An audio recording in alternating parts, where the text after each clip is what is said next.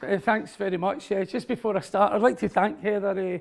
As a son and a carer, trying to find support and help and understanding was a real difficult process.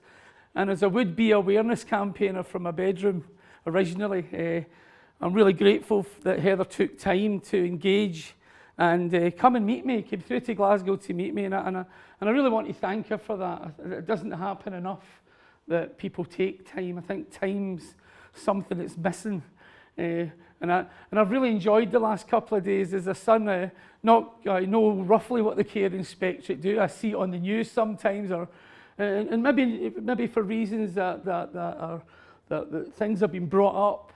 But it was great to hear the passion yesterday and hear how passionate people in the Care Inspectorate are about people like my mum and my dad or my brother and my sister, about getting them the best possible care.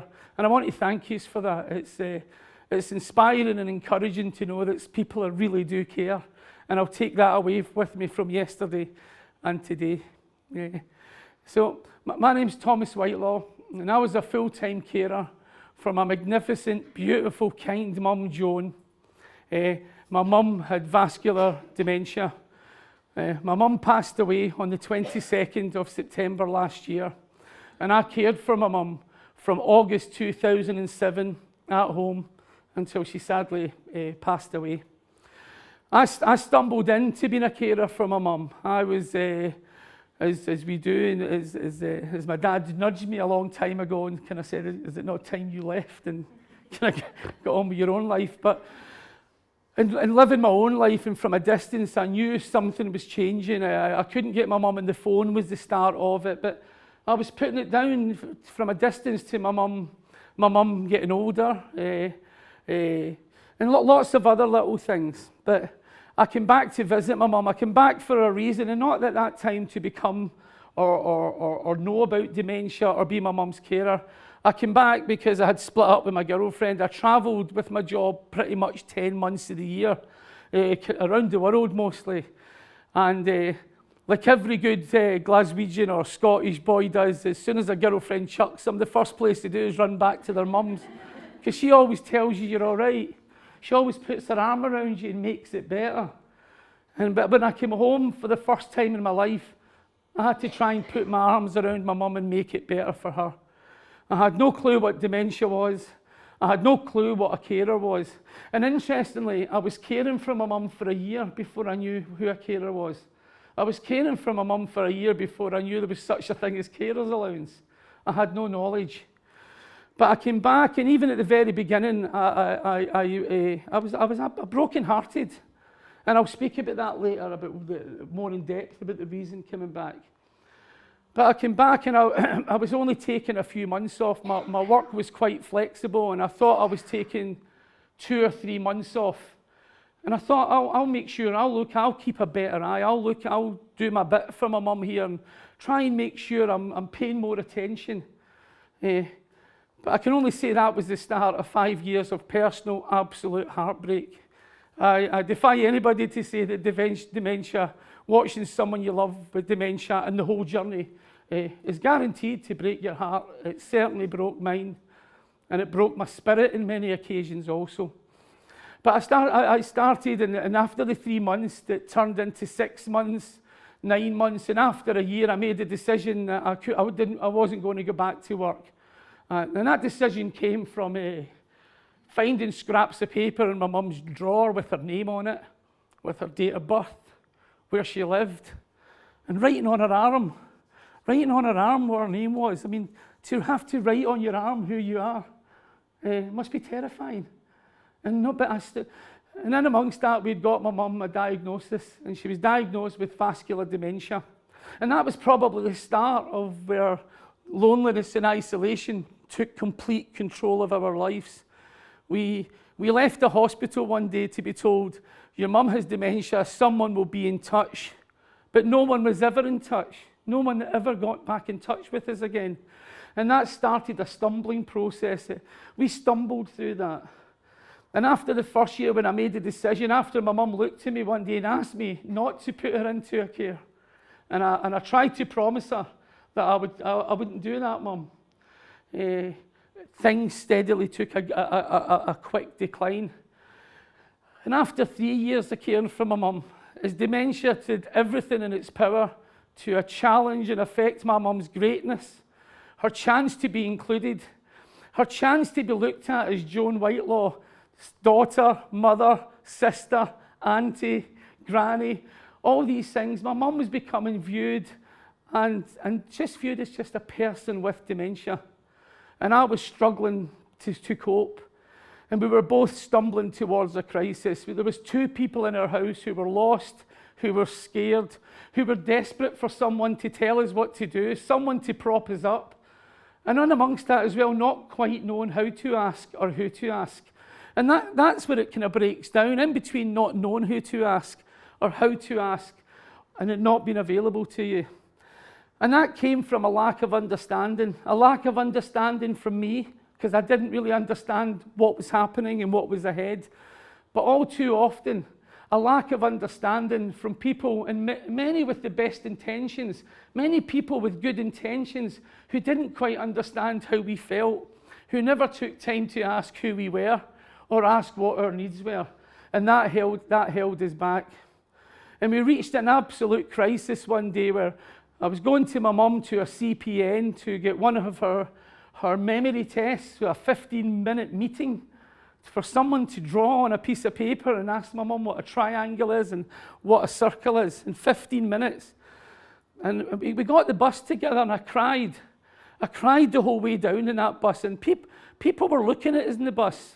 And my mum was crying because I was crying, but she didn't quite know why, because she didn't quite know who I was, but she knew I loved her. Well, I hope she knew I loved her. And we got off the bus and we walked in and I asked for help. There was a social work department within this health centre. And I stood at the counter in tears and I asked someone to help us. I asked someone to help me care for my mum. And they handed me a post-it sticker and told me that they didn't have to do one-to-ones over the counter, that it's not in their remit, that I would have to go home and call an 0800 number and make an appointment. And my biggest issue with that is that people on the bus knew we needed help. People walking down the street could only look at us and know we needed help. And we walked back out there and I cried the whole way home in that bus, and I held my mum's hand and I thought, this is the end. I won't be able to do this anymore. But my mum fixed that. My mum gave me a squeeze of the hand and that look that she'd given me all my life, as if to tell me that I could do it. But it shouldn't have been down to just my mum. She was facing much more than I. She was facing dementia. I was only trying to support her. And I went to my bed that night and cried myself to sleep, as I had in many, many times over those 3 years. Not knowing what to do, not knowing quite what to do the next day. And I started a little campaign from my bedroom called Tommy on Tour. I worked in music before and I toured. And I wanted to do my version of a tour with a walk around Scottish towns and cities. And I was wanting people, I didn't raise any money on it. I wanted people to tell me how they coped. I wanted them to share their experiences with me, good or bad. And if they did that, I would take those letters and I would hand them into the Scottish Parliament and ask them to read them. But my personal reason was I wanted someone to show me. I wanted someone to teach me how to care for my mum and make me a better son and make me a better carer. And people have written to me in their hundreds and hundreds and hundreds. And I have to say, I learned more about caring for my mum from those letters than any textbook or anybody I've met before or since. They helped guide me on the next stages of caring for my mum. And I've got a short film about that. I've got a short film with some of these magnificent husbands and wives who will read from those letters. I went out to film some of them and ask them. And I just want to tell you about these letters. I didn't collect them as a petition. I didn't collect them in protest. They were a cry for help, possibly. But every one of these letters is a love story. And I think that's where we fail people. My mum's life was a love story. Her love for her family, her love for her husband, her love for her children, her neighbours. It was full of kindness and respect and dignity. And every one of these letters, whichever way you read them, is a love story. And I think in society, Whatever part we play, if we're involved in the care or support or advice of people, it's our social duty and responsibility to keep their lives as close to a love story and as far away from a tragedy as possible. So I'd like to introduce a short film, and then I'd hopefully speak to you about some of the people who have been writing to me and tell you more about my beautiful mum, Joan Whitelaw.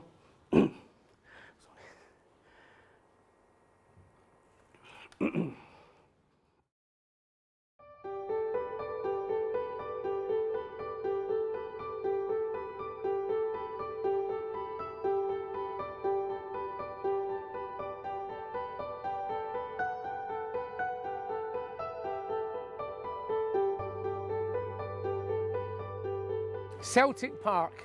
This stadium has seen some great action over the years, but it's changed in size and structure too. Back in the old days, well over 100,000 people would cram in here to see their football team. Nowadays, this stadium has a capacity for 60,832 people. If we were to host an event and invite every single person in Scotland who has Alzheimer's, we would still have a queue out the door. We would need another stadium. So here we are in Fir Park in Motherwell, a capacity of 13,700. So maybe if our estimates are correct, we can now get everyone with Alzheimer's in Scotland into the grounds. That's about 82,000 people that we know about. But what about the carers and their families?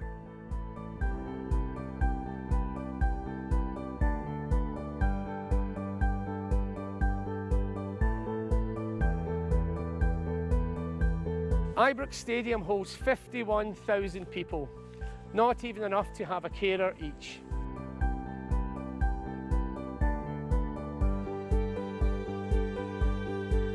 Here we are at Scotland's National Stadium, Hampden Park. It seats 52,000 people, but we still wouldn't have enough space to accommodate all the people affected by Alzheimer's in Scotland today.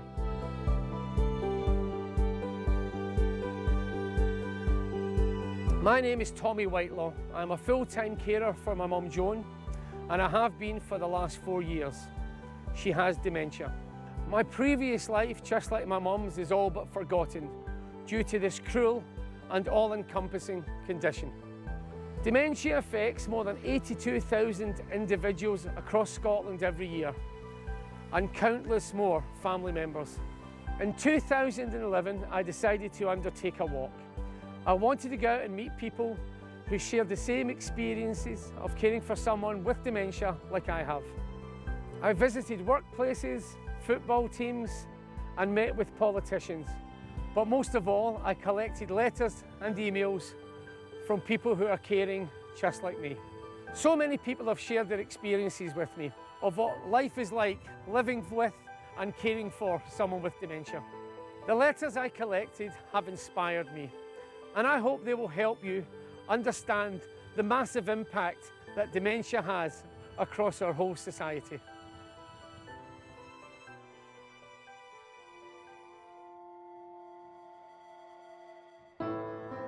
I look after my husband, the husband I've lost. I've done the grieving for him, and I'll never get him back. I've lost the future I was hoping for. It's not really your husband anymore. When I looked at the future ahead of me, I think, just forget it. To get through, you just have to deal with one day at a time. I feel very lonely and isolated with no one to talk to most of the time. Before Ian took dementia about 4 years ago, we used to talk about the things we would do when he retired, but sadly we never got to do anything. I am the mother figure and Ian is the child instead of being husband and wife. It took me a while to realise that I was a carer, as I felt that it was my duty, but I am a carer. I looked after my wife for the last 7.5 years. The worst thing I hated is when I woke up in the morning and my wife asked me who I was. I told her I was her man, and she says, "No, you're my brother, what are you doing in my bed?" "Are we married?" "Yes." I got this every morning, and it was heartbreaking. I had my retirement planned, but when my wife got dementia, my world collapsed around her about me.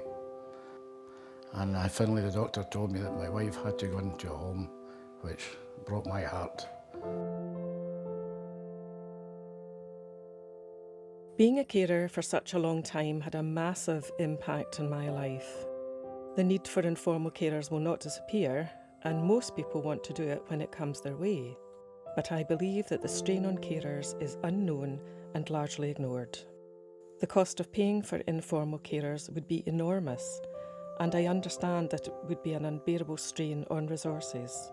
But some thought has to go into supporting willing carers to prevent them from having a physical or mental health illness because of their input.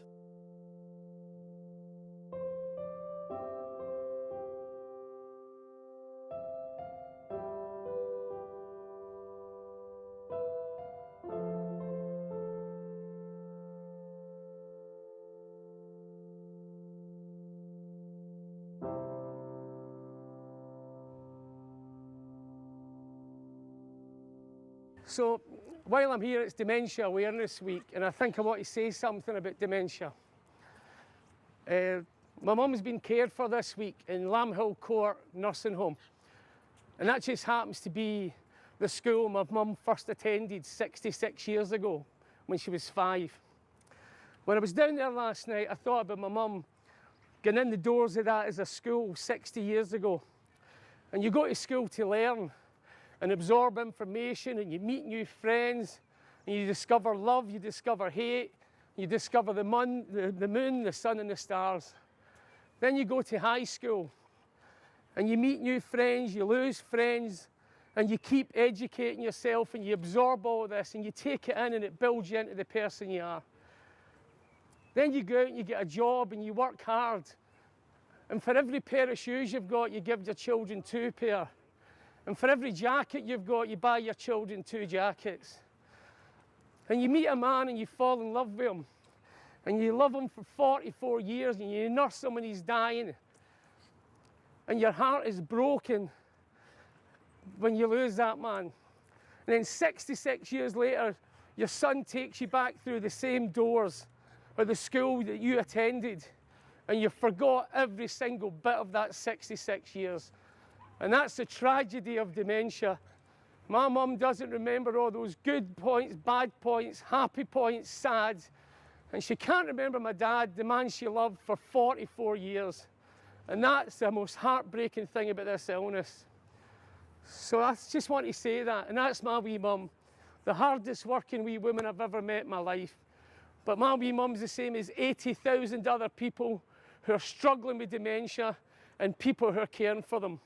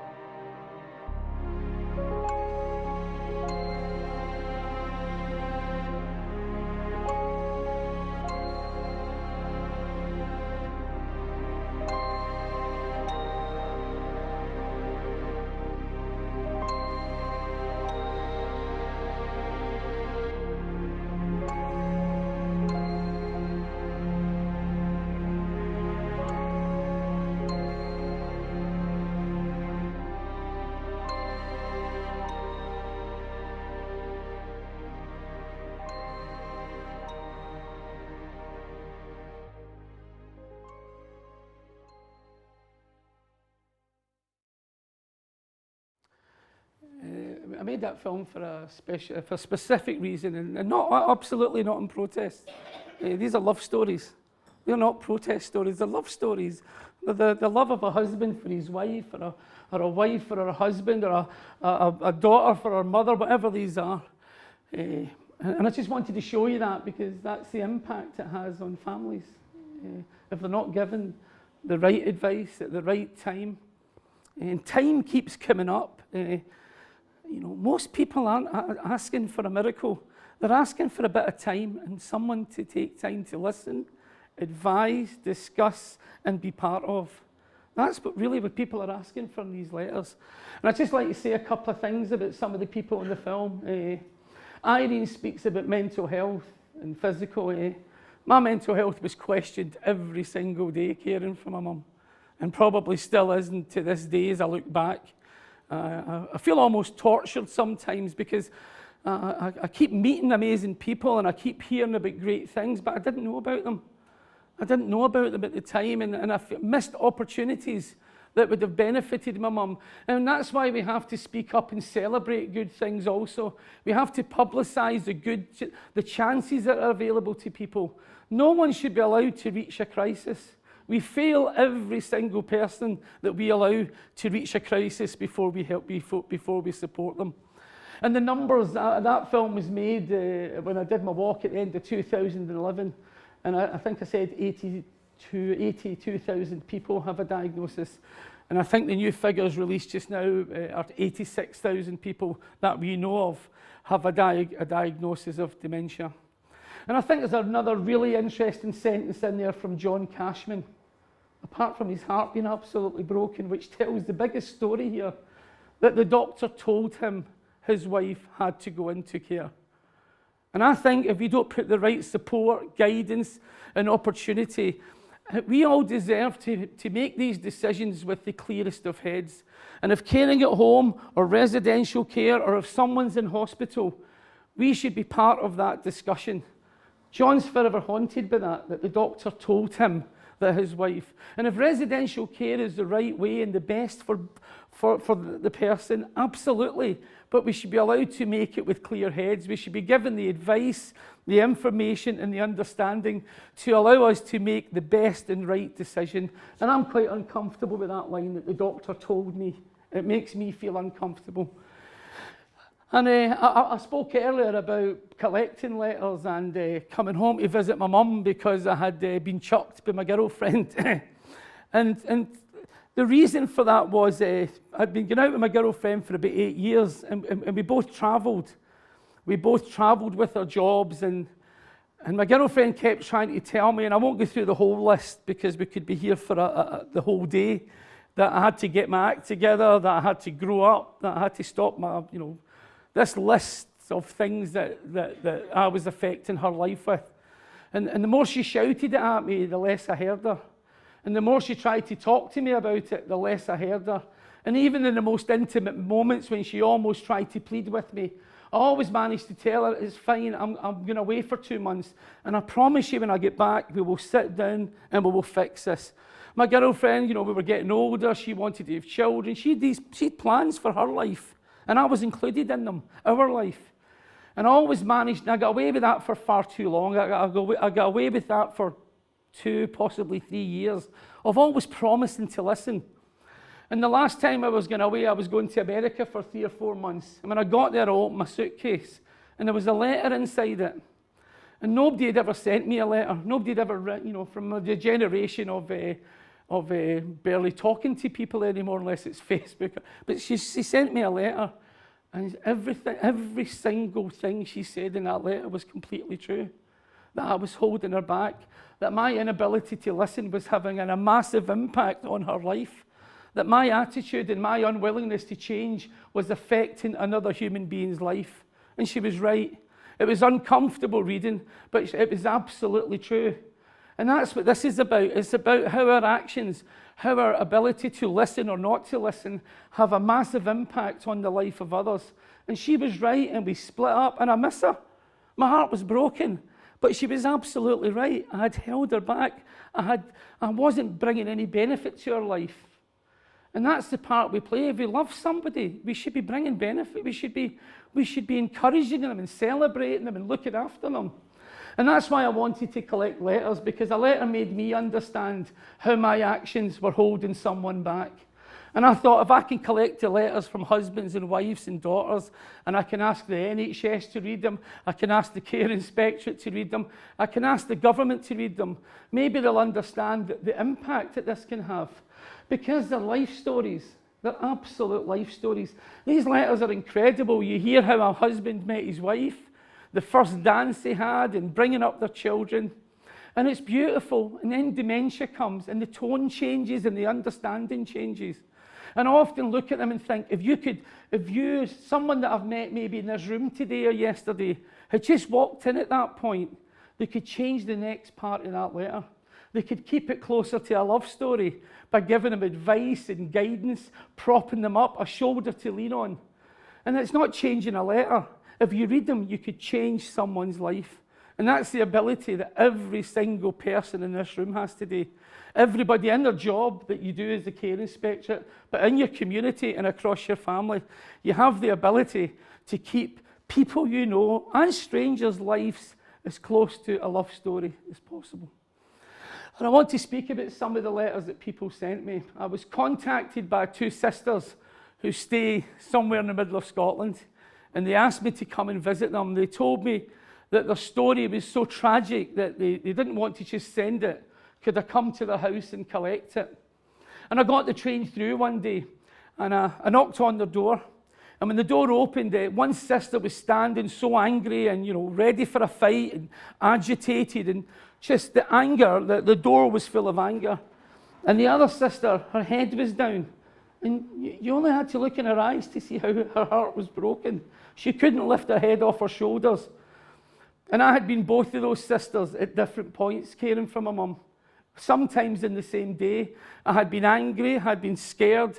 In fact, I think I was scared every single one of those 5 years. I think I spent the whole time caring for my mum being fearful. But I sat down with them, and on their table, on their dining room table, was a mass of correspondence about a human being, about their beautiful mum. A correspondence of a fight, of misunderstandings, of lack of understanding. And I won't go in to the detail, because it's not for me to go into the detail of what the fight was about, but it was dreadful. And I sat and I couldn't believe it, and I thought back to my own house, and in my dining room table was hundreds of people's letters. My table was covered in correspondence from hundreds of people, but they had a table of correspondence about a person, and not good correspondence. And I went home on the train that day, and I couldn't get them out of my mind. And when I was going to show the film at Parliament to hand over the first set of letters, I invited 15 of the families who'd sent me letters to come with me to hand them over and tell their story. And about 3 weeks before I was going, I got one of the most beautiful letters you could ever wish to read. And it was from the same two sisters. It was absolutely glorious. And it was all about a consultant. They'd sat down with a new consultant from a hospital who had changed absolutely everything. And you've got a letter full of tragedy and a letter full of just love. And it was amazing because their mum, obviously, we have no cure for dementia. Their mum still had dementia. It was still the same two sisters. And that wasn't a policy. That wasn't a strategy. That wasn't an evaluation for them. It was a human being. It was someone who understood and took time to listen, discuss, and advise. And that's the other ability that everybody in this room has today. They have the opportunity to be that consultant, to keep somebody's life on track and support them and advise them. And I've had the same examples with myself in my mum's journey, in our time with my mum. Changes came fast and furious. And most times, just as I thought we were maybe getting the hang of understanding and managing, we'd wake up and everything would change again. My mum, something would change, and it would change that quickly, that everything had changed, and I had to try and relearn, and we had to try and regroup. And I got up one morning, and my mum had an accident in her bed. A strong, beautiful, kind, dignified lady, the kindest person you could ever meet, had an accident in her bed, and I didn't know what to do. I didn't know what to do. It never happened before. My mum had always said to me, toilet. A lot of her vocabulary was gone, but she could tell me or she would go. And my mum never asked to go to the toilet ever again since that day. It was that quick. And I stood there and I tried to get my mum, and I tried to clean her, and I got her in the bath. And I didn't know what to do, because we're questioning here, how did my mum feel about this? And how did I feel about this as a son? And I got my mum in the bath, and I phoned up to try and get an incontinence nurse to come. But I was put on a waiting list. That waiting list ended up over 20 weeks before I got a visit. But I was told, actually, if I phoned up every Monday, I would get pushed to the front of the queue. And someone delivered some pads, but this question of dignity and kindness and respect and understanding, and was I doing the right thing? And I got my mum, and I was trying, and every day. And for the first 6 weeks, I bathed my mum with my eyes closed because I didn't know how she would feel about her son cleaning and the privateness of a lady. And I would fill the bath up with so many bubbles that just her head would stick out because I wanted her to be treated with dignity. I wanted her always to be taken, my mum always to be taken into account. And I was bathing her one day, and I'd phoned and got in touch the CPN to get a district nurse because my mum had some bed sores, some sores, because she was incontinent. And the district nurse was coming out to visit. And I was in bathing my mum, and the door went, and I shouted down the stairs, I'm bathing my mum just now, who is it? And I knew the district nurse was coming, and I wanted my mum to be as clean and dignified and smell beautiful, her hair to smell beautiful before people, as she always did, but I wanted to make sure. And she said, it's the district nurse, and I shouted her up. And the way up the stairs, I just couldn't stop crying. I couldn't stop crying because I didn't really know what I was doing. And someone was going to see me not knowing what I was doing. And she walked in that door, and she helped me bath my mum, and she helped me lift her out, and she helped me get her onto the bed, and she helped me dry her, and she showed me how to bath her with dignity. She showed me how to lift her. And when she sat down and we got my mum all comfortable, she sat me down and she put her arm around me and she told me I was doing okay. And nobody had ever said that to me. Nobody had ever showed me how to do those little things. And nobody had ever reassured me that I was doing okay. And that's remarkable, isn't it? Because before she walked in my house, I didn't know if I could continue to do that for my mum. And when she walked down those stairs, I knew my chest was back out, and I knew that I could bath my mum for as long as she needed me to bath her. And once again, that wasn't a strategy or a policy. It was the kindness, the understanding, and the time of another human being to sit down and say, I can see where you are. I can help you. I can make this better. And I'm grateful for her. And if I walked out this room today and I saw her across the road, I would go and shake her hand and I would tell her thank you. And if I saw her tomorrow, I would tell her thank you again. Because there was another problem in that. My mum was fearful of people. I did my mum's personal care for two reasons. Because first, I was absolutely furious that I was on a waiting list for someone being incontinent. But secondly, I couldn't get guaranteed the same core people to come and help me do it. And as much as I was uncomfortable with it, my mum was fearful of people. Even when the district nurses came in and they had to come in to help with my mum, she wouldn't take her eyes off her boy. And that was it. She looked at me as if to say, is this okay? And I could tell her it was. And that reassured her, and that kept her from fear, that kept her feeling safe, and that let her know this was okay. But I couldn't get guaranteed the same people. And my mum, who lived a life of kindness and dignity, deserved that.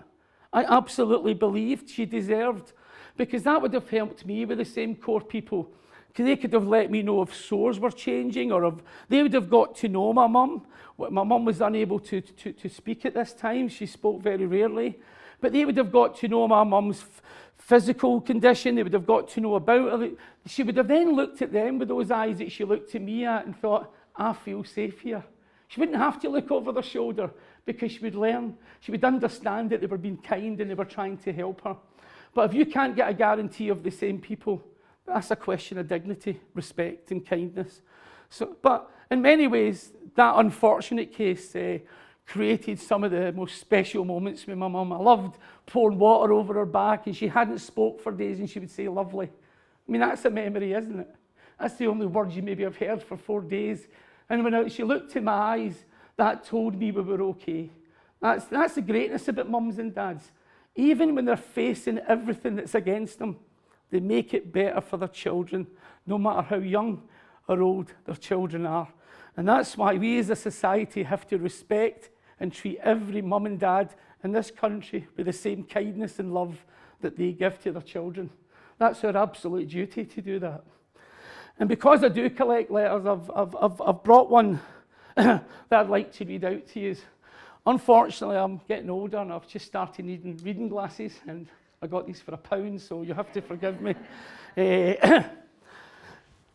I mentioned earlier about these letters not being a petition, and they're not. In every single letter I've received, the word love appears in it. And it appears once, twice, or 3 times. And even if the word love doesn't, it's written by love.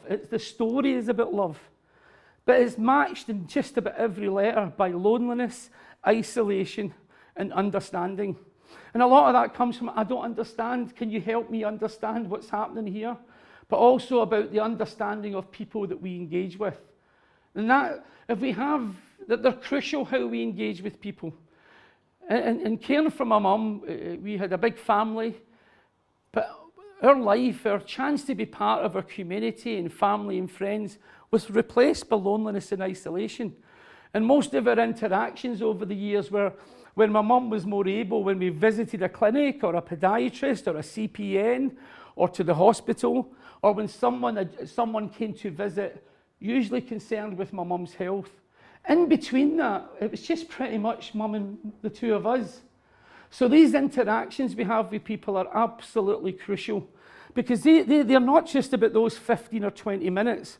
They decide the next month or 2 months for us, because how we have those interactions, when that person walks out the door like the district nurse, it will lift us up, it will give us strength, and it will carry us on.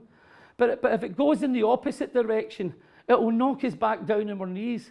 If those interactions go the wrong way, it will hold us back. So that's the importance that people make. It's that every word and every interaction and every 5, 10, 15 minutes or an hour is the ability or chance to change someone's life. Excuse me. I just want to read quickly a very short letter that was sent to me. And this is the words in this letter appear. The letters come from a page long to 10 pages long to 20 pages long about people. And this is a letter I received in March. And I'm going to have to put the glasses on here, but I will take them off immediately. It says, "Dear Tommy, I'm writing to see if anything can be done to help me. I am 80 years of age and my husband is almost 77 and he has vascular dementia. And life is very, very tough for me as his wife and his carer. My husband is in the middle stages of dementia. As I said, I'm finding it very tough and there is no one to share or help me get through this. I feel so very low at times and so very, very lonely. I need a human, listening, understanding ear. None of my family or friends seem to understand. Only another carer or someone who understands dementia would know what this is like. We have been married for 53 years and had such a happy marriage until my husband took dementia. Now I'm losing my marriage and my husband. Can you please come and help me?" I don't know where to start with what's wrong with that letter. But the biggest thing that's wrong with it, that she had to write it to send it to me. I'm sitting in my bedroom feeling as lonely and as sad, as isolated. That letter should be about, we were married for 53 years and my children have been an absolute nightmare, but I still love them, you know, they're still good kids. It should be, and it should be about, it shouldn't be about being so lonely and unable to get help or unable to ask for it. And I think that's where the problem for society comes in. I think we've been in here for 2 days and it's been so encouraging and inspirational to hear the discussion. But until we take that discussion out of this room and across a wider society, people will still have to send letters like that. People will still be married for 53 years and love and bringing up children and be allowed to fall apart a door away from their neighbours, a street away from their family. And there's another interesting thing actually I would like to say about the letters. The percentage of people who become lone carers, the impact it has, and I don't think that's just specific to dementia. I absolutely don't. But that we allow it as a society to break down and break this family unit apart. And that's the part why we have to celebrate that district nurse and we have to celebrate that consultant. And we have to celebrate the people in this room that are going to walk out here next week and who last week and next week and the week after and the week before made it better for someone. That's an amazing thing to be part of. And anybody who does that is a remarkably kind person. And I'm grateful that you do it. And I'm going to just 2 things that are really important to me as a son about my mum and about what I'm trying to tell you today. Is my mum's name was Joan Whitelaw. She was born on the 15th of the 7th, 1939 and she passed away on the 22nd of the 9th, 2012. Her mum died when she was 4, and her dad died when she was 7. And her big sister, who was quite a bit older, who had 10 children of her own, said to my mum, I will care for you. I will put my arms around you. I will keep you from fear. I will help educate you. I will comfort you. I will be there for you. You see, that's caring. To me, that's what caring means. That's caring for someone. I will keep you from fear. I will love you. I will support you. I will be there for you. And she did that. She brought my mum up with her own 10 children, and she was treated like a wee princess because she was special. She'd been brought in, and all the family loved her.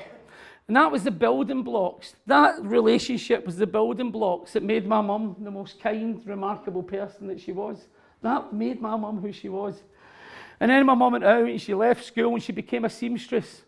And she made that wedding dress that was in that film. She made it with her own hands. And she looked beautiful, but she made it. She didn't have any money to go and buy one, but she made it with her own hands. And she met my dad, her only ever boyfriend. And that doesn't happen a lot. I mean, I've been chucked by every girlfriend, so I'm not going to fit that category. But that's a remarkable thing, to meet someone and fall in love and support them. And she cared for my dad. My dad built ships. My dad worked in the Clyde. He was a shipbuilder. He was a proud man. And she comforted him and she cared for him when he was dying.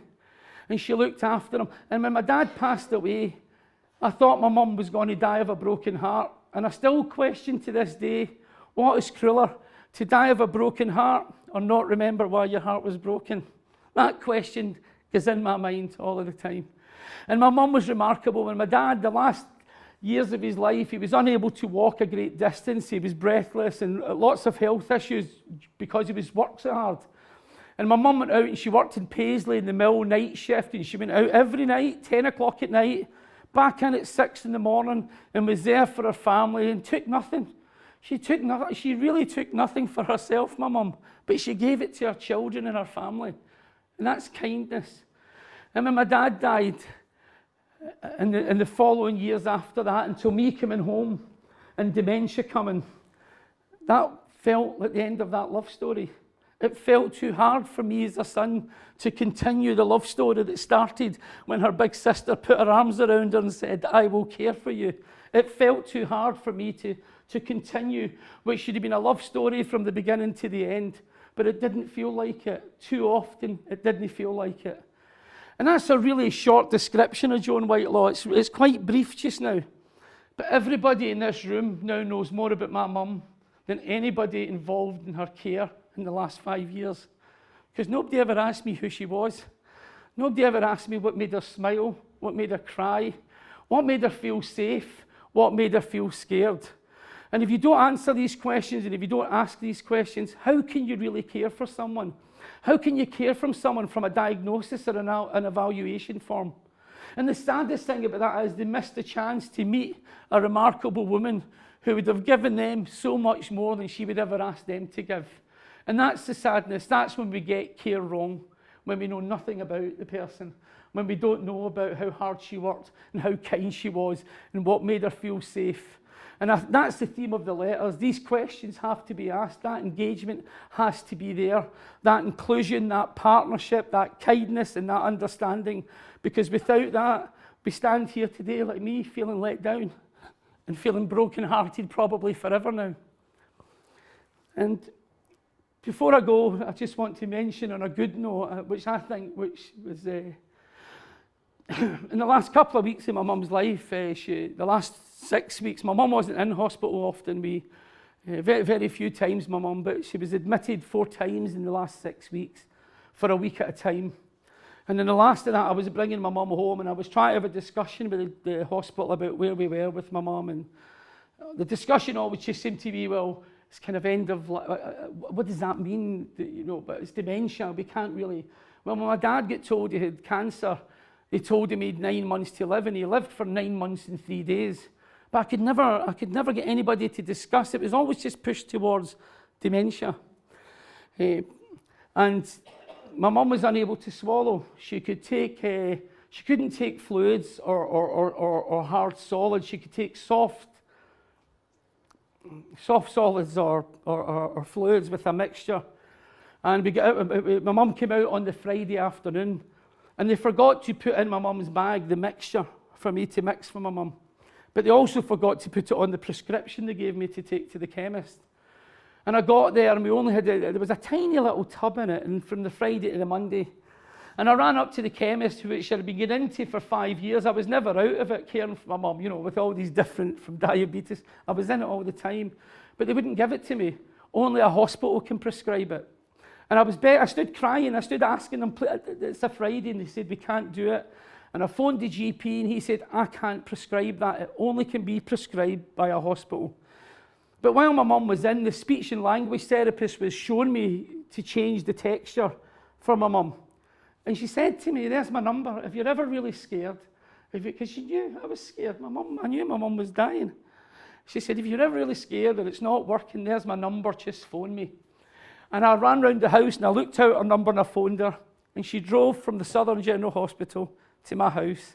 And she sat there for 3 hours, holding my mum's hand, reassuring us, showing me how to do it, making sure my mum was getting enough hydration. And about 4 weeks after it, she sent me a letter after my mum passed away. She'd read my wee blog, actually, and she sent me a wee letter, and she said, I've worked in hospital wards all my life, and I've not spent much time at home care or with people. She says, but I have to say it was an absolute privilege to meet your mum. It was a privilege to sit beside your mum and hold her hand, and it was a privilege to help you in those last weeks of your mum's life. And I think that's what sums it up. She's completely right, isn't she? It's a privilege. She's absolutely right. It's an absolute privilege to be in the lives of other people. It's an absolute privilege to support and care for them. It's an absolute privilege to guide them. And I think she summed it up. It was a privilege. It's been a privilege to speak here today. And I just want to finish that. Too many people viewed my mum as just a person with dementia. And her name was Joan Whitelaw. And not enough people asked that. Thank you.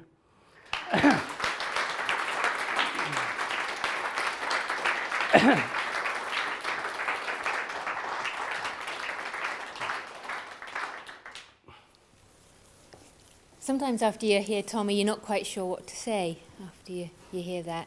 And I listened to him yesterday, and I heard, and again I sit and listen today, and there's so many different parts to take from that.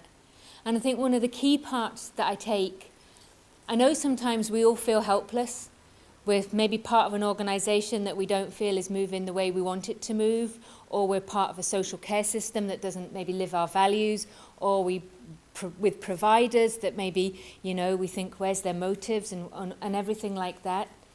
But one person can make a difference.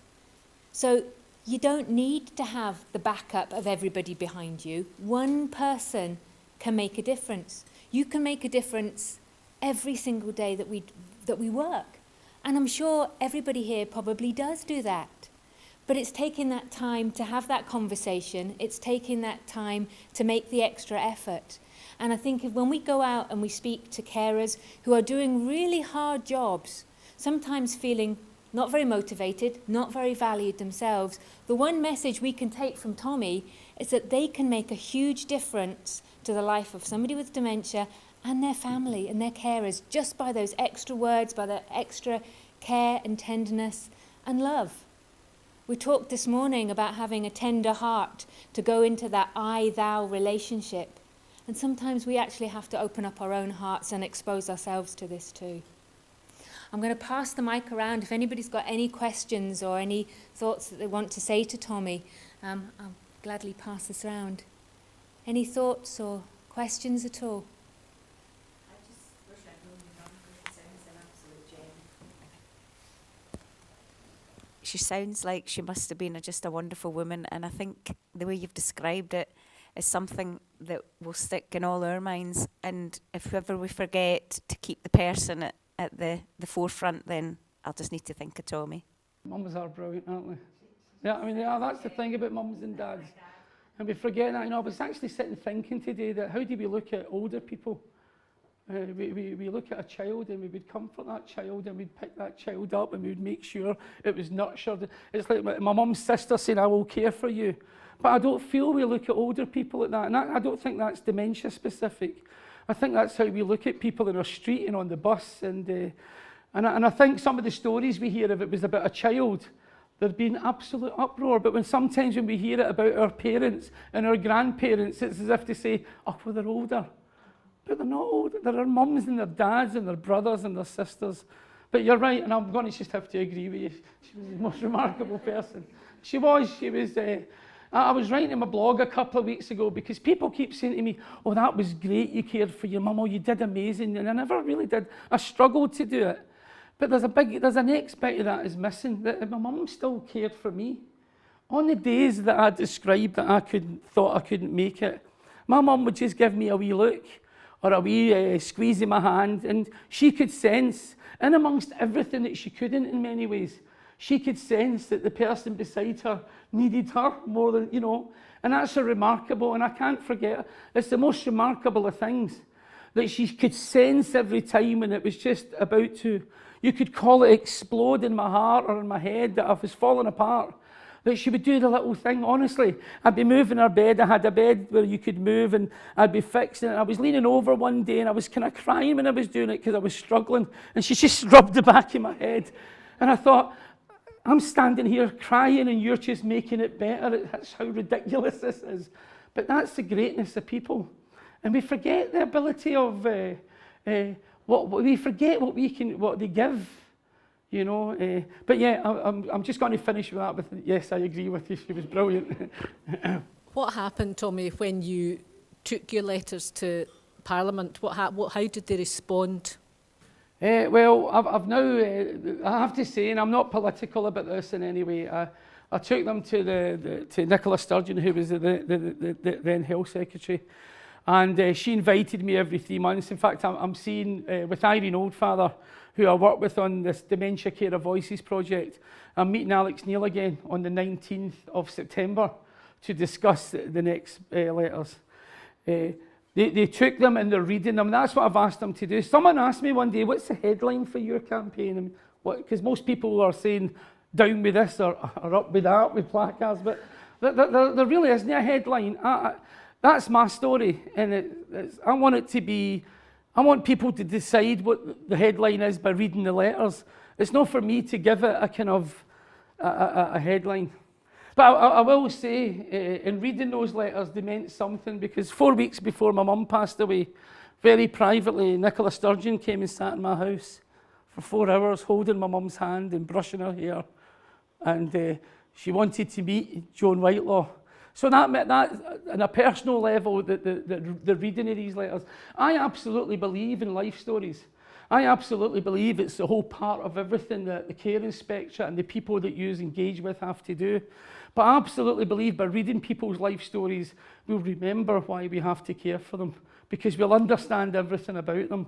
These stories are incredible. They're the stories of how they met and how they struggled and, moaning about the gas bill sometimes. But then you get to the heart of it. And we want to continue those letters we really can change it for people. We absolutely can. In my own little story, it's a consultant who changed a life. It's a district nurse. It's that nurse who said it's a privilege, who in her own time drove from a hospital. I shouldn't have been put in that position. But don't you think that's remarkable that someone has that amount of understanding to jump in her car and drive over and sit? And in fact, in all the letters, it's always been people who've made it better. But the flip side of this, it's always been people who've held people back, because we're promised certain things, aren't we? We're promised certain support and service, and kindness should come naturally. But it's in the hands of different people. It's how that's perceived and how that's appropriated. That's where it fails too often. It's the understanding of people. And people are remarkable. It's people that change lives. I think what I took most from what you said was that the things that were important to you were not about policies and they weren't about strategies. And I think sometimes in our job, when you're trying to bring about change in a service that is performing really poorly, it can feel like a long, long uphill struggle. And what you've reminded me of is sometimes the nights that I go home and I feel better about myself, about what I've done. And it's not the policies and it's not the strategies. It's a cup of tea or coffee that I've managed to get because I've been cheeky enough to ask for one when I've joined residents for lunch. But they've already told me you don't get it at this time. We don't get one now until supper time.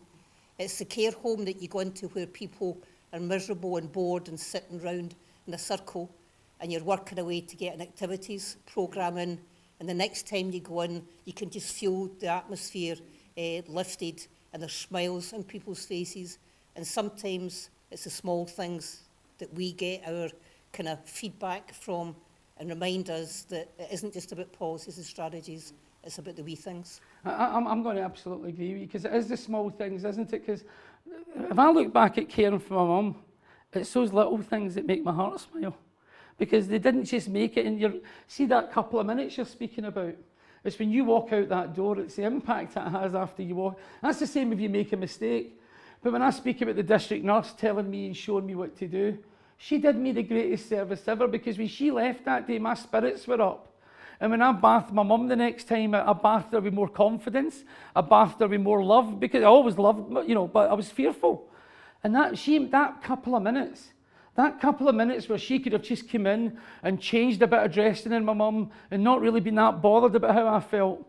Who knows what the next stage of me caring for my mum, our journey together.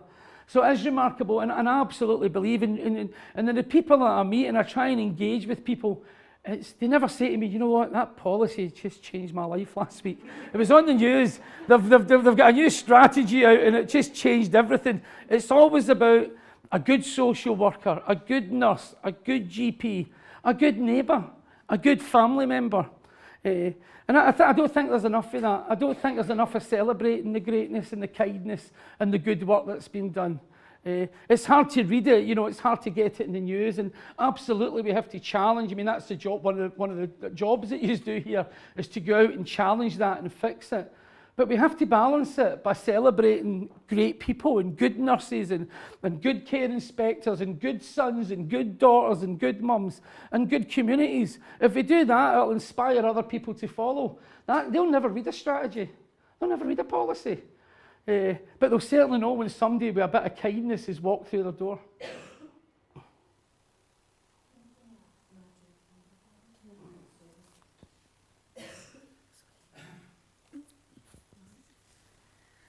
Could I just say that I've just recently coming back to doing inspections, and what I have noticed is that the care homes that have good life stories, that have taken the time to do them, the care is fundamentally better than the care in maybe a more glamorous surrounding, because they know the person and they know what makes them happy, and it just makes such a difference. It's tangible, and I would support you when you say life stories are really crucial and they're really important. And all the things that I couldn't do for my mum, and there was a list of them that was impossible. What I could do was make her feel safe, keep her from fear, stop her being agitated. And you can't do that. There's no set rule to do that, because dementia has so many different effects on people. Only a bit of understanding will change that. And all the times that my mum was unable to, because in the last year when she was mostly confined to bed, well, I couldn't take my mum out to the park that day. I couldn't sit and my mum was unable to speak. But knowing my mum, I found ways of, and you can't do that from a form. You can only do that by sitting and speaking to the person and who has dementia, if they're able, at the time, if they're able to. But you have to speak to the family. And I think there's a big thing they have to do is if you start discussing life stories, I believe, in residential care or nursing with families, that will bring the families to remember as well about their life. I think there's a bigger story behind that. It's not just for the benefit of the person who's supplying the care there. But we all need reminded sometimes, don't we? I mean, I needed reminded. It was somebody talking to me about my mum one day and said how hard a worker your mum was. Well, I'd noticed that all my life, but I celebrate it now. But somebody saying, somebody wrote to me and said that my mum was the hardest worker she'd ever worked beside. She said, I've had 3 jobs. She goes, and I don't like working beside her because she just works too hard and it makes us all look. And she said, that's the story of your mum. But I think there's a really important thing here. I would love to see in family discussions with people who when they're in residential care, to really get the families involved, because then you'll get the real, and then it'll bring a real life story together.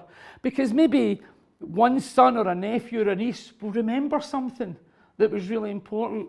When my mum passed away, my natural song to put on was And I Love You So by Perry Como, because my dad sang it to her at every party. But it was somebody else that told me that my mum liked Somewhere Over the Rainbow by Matt Monro. But I didn't quite know that. I'd been away for 20 years kind of travelling, and that conversation came with my mum's next door neighbour one day. She said, tell my children if ever that's the song. My dad had passed away. So that's it. I think there's a great value in really trying to include families and sitting down with them, because they'll all have a wee bit to tell. And I noticed with my mum that it was trial and error, that I struggled to find things that worked. But sometimes somebody, you know, would walk in and say, oh, such, and it worked immediately. And I think that's the value, but that reminds everybody and lets the people who we trust with the care of our loved ones remember from a few different people, all these magical things that someone's done in their life, what it meant to those different individuals in that room at different times. And that can only drive you to respect someone. Tommy, can I say something? There's quite a lot of things I've took out of your presentation. One is absolute greatest example I've ever seen or heard of in terms of person-centred care. And the other side of that, and how you used the size of the football parks to show the effect of dementia in Scotland, and how the informal carers, it's really like an army of informal carers we've got out there who are neither recompensed, supported. In fact, I found it so emotional, the story and how you put it over, and I'm really trying not to go into tears again. And I really want to thank you for that and for spreading your love around the country and sharing that with other people. I wish we could bottle you and send you around all the care homes in the country now. A different tour for Tommy. I think there's an important thing in that, because when I was caring for my mum, I thought I was the only carer in the world. And I certainly thought my mum was the only person with dementia. And I think it's important that I'm trying to tell a couple of messages in there that let people know they're not alone. That, you know, we have to let people know they're not alone also, so they'll come forward to get support. But there's so many things we can fix in that, but one of the impacts is loneliness and isolation leads to crisis. We fix loneliness and isolation, we can avert crisis. And we have to sit here and agree that everybody in Scotland or anywhere that's allowed to reach a crisis has been failed. And that goes back to, and I think it was this lady speaking earlier about the discussion about dementia. We're a private people, we like to keep things behind closed doors, but that isn't going to work with dementia, not with 86,000 people having a diagnosis. And until we're able to speak about that to the wider community, things won't change in the speed that they really have to change before numbers increase. And for the people with a diagnosis today. And there's another thing that's really important that I think, and I care for my mum at home. And I keep hearing about policies and strategies, and I think it's really good we have this post-diagnostic support, the year's guarantee. I think it's fantastic, but I don't hear enough about residential care or nursing. I don't hear, it's as if, what about all these people just now as well? But I absolutely welcome, and I welcome the work the Care Inspectorate does with SSC and NES and the promoting excellence. But that has to reach people in our communities. That's where it breaks down. We have to take it out of the rooms. I stopped going to a lot of meetings last year because all it was the same people meeting in a different room. I thought, well, I've been invited to that. That's brilliant. And I'd go and it was like, oh, you had the party last year at New Year. It's my turn to have it now. And I think that's good that they're trying to do it, but they need to start inviting fresh people in and listening to other people and involving other people, but taking it out those rooms.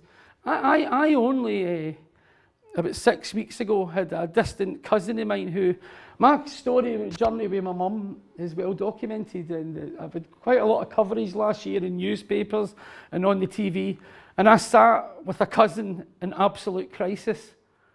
And that worries me that she could watch my story because she follows my blog and on Facebook, but still didn't feel able to get help. Her and her husband were they were trying to look after a family member between them and keep their jobs, and they were at a crisis.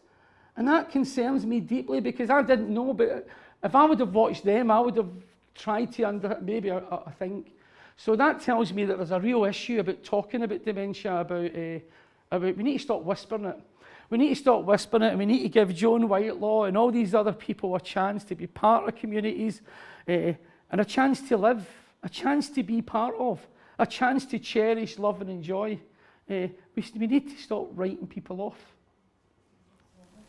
I just wanted to ask, I wonder if just from what Liz was saying, would you consider it would be important, or that you could maybe go to care services and tell them your story? Because I really think...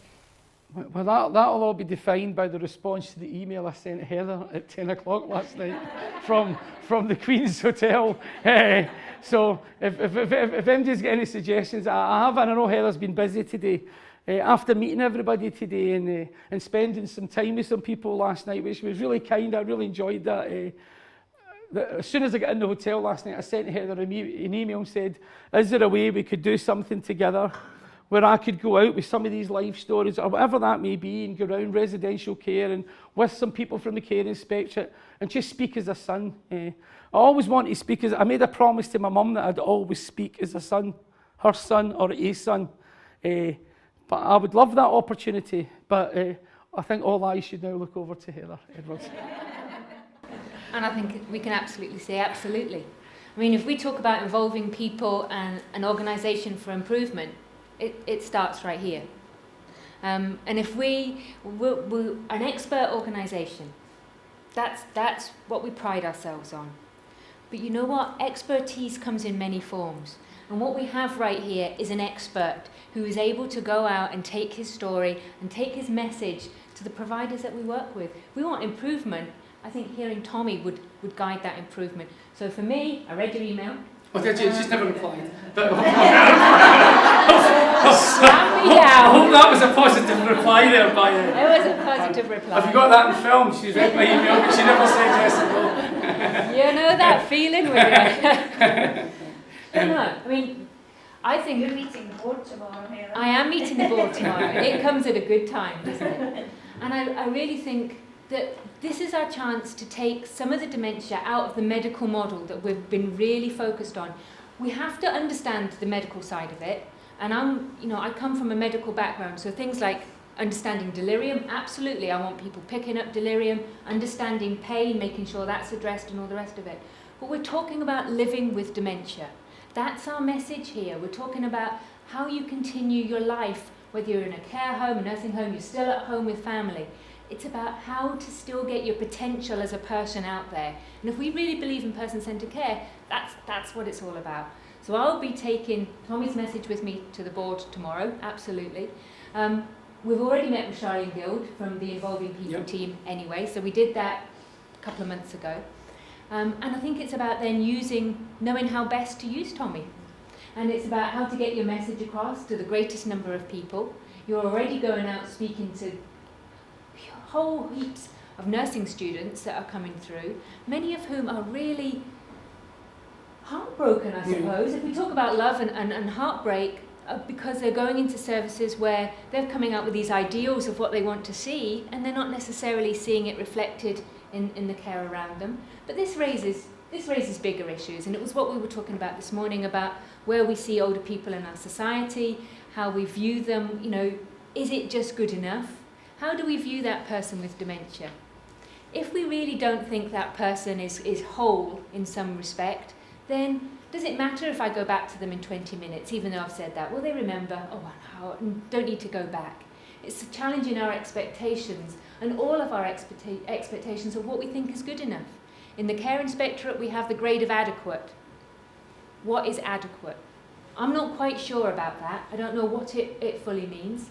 We're seeing dementia specialist services coming through. I don't know what a dementia specialist service really looks like. I don't know how that's different from a normal residential care home. I don't know these things. These are the questions that we now need to look at. We've opened Pandora's box here. We've started this dementia training, we've started the awareness, we've got a commitment from this organisation, but because of that comes even more questions that we have to address, we can't avoid. I can't look Tommy in the eye and say, we didn't quite get round to that. You know, you make these connections with people and then you have to fulfill. And that's what we have to do. So as dementia lead, you hold us accountable to that. I can guarantee you, I'm not here for heaps of time, I'm here till June. I will do my level best until that point. To leave, you're going to have 4 really good dementia leads that will be left here. But better than that as well, we've got a groundswell. If we take about yesterday, the feel of the room yesterday, people were like, right, what are we going to do about this? And it's the same again today. So we've got this momentum going now, and it's taking it forward. And if we keep moving forward, I think we'll get there. It might not always be, somebody said, we're doing baby steps. We'll take a few forward and maybe a few back. Well, maybe that's what we'll do. But the direction of travel is moving forward. And I think we'll absolutely do that. Because this man won't leave me in peace.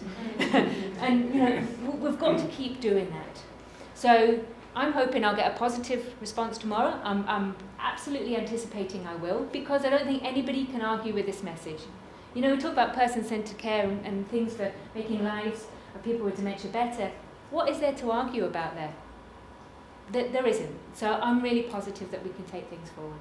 So I'd just like to thank Tommy again, because I think every time he comes, you're right, I can't imagine the emotional toll this has, this telling of your story.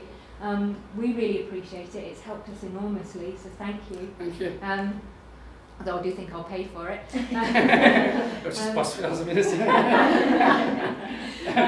But I think, I'd like to thank him. We're going to take a break now because I know everybody's feeling a bit wrung out.